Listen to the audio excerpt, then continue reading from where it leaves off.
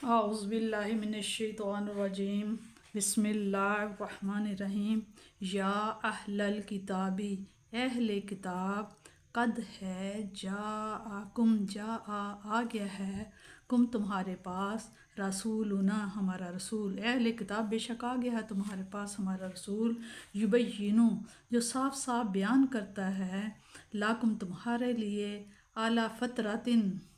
فترہ کہتے ہیں کہ جو دو انبیاء ہیں ان کے درمیان میں جو وقفہ ہوتا ہے اس کو فترہ کہتے ہیں من الرسولی رسولوں میں سے تمہارے لیے احکام الہی بعد اس کے کہ رسولوں کا آنا مدتوں بند رہا ان کے تقولو کہ تم یہ نہ کہو ما نہیں جا آیا نہ ہمارے پاس نہیں آیا کوئی بھی من بشیرن کوئی بشارت دینے والا خوشخبری دینے والا والا نذیرہ اور نہ کوئی ڈرانے والا فاپس قد ہے جاءکم تمہارے پاس آیا ہے بشیرن خوشخبری دینے والا و نذیر اور ڈرانے والا تو آ گیا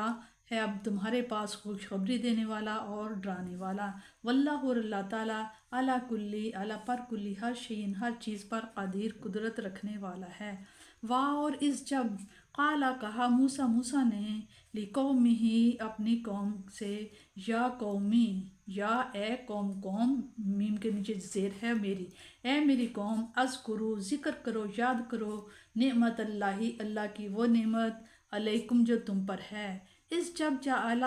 جب بنائے اس نے فیکم تم میں انبیاء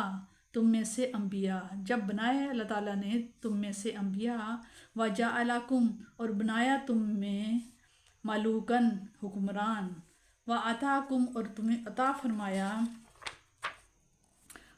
وہ کچھ جو لم نہیں یوتی جو نہیں عطا کیا گیا تھا دیا گیا تھا آدن کسی ایک کو بھی من العالمین سارے جہانوں میں سے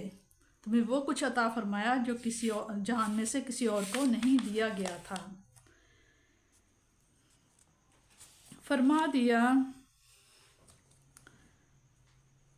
فرما دیا کہ جب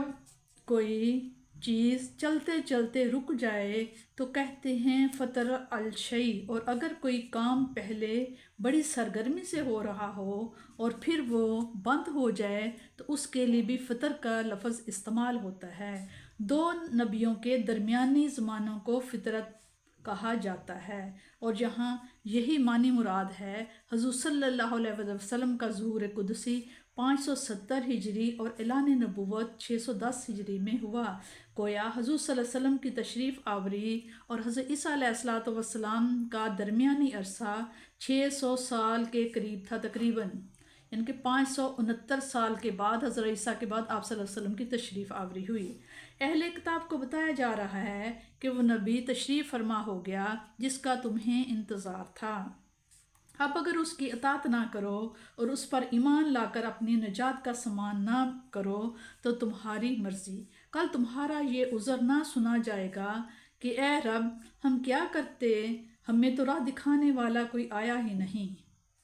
اللہ تعالیٰ اپنے حبیب صلی اللہ علیہ وسلم کو بتا رہے ہیں کہ ان کی یہ ضد اور ہٹ درمی اور کج بخشی صرف آپ کے ساتھ مخصوص نہیں یہ اپنے پیغمبر موسیٰ علیہ السلام کے ساتھ بھی یوں ہی پیش آیا کرتے تھے چنانچہ مثال کے طور پر ان کی تاریخ قدیم کا ایک اہم واقعہ بیان فرمایا یہاں ملک کا لفظ بادشاہت کے معنی میں مستعمل نہیں ہوا بلکہ آزاد اور خود مختار کے معنی میں مذکور ہوا ہے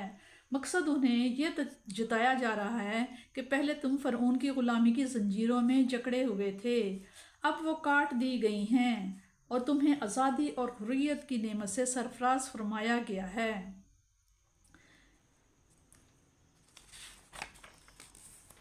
حضرت زید بن اسلم نے حضور صلی اللہ تعالیٰ علیہ وسلم کا یہ ارشاد بھی روایت فرمایا ہے جس کے پاس رہنے کے لیے گھر اور خدمت کے لیے خادم ہو وہ ملک ہے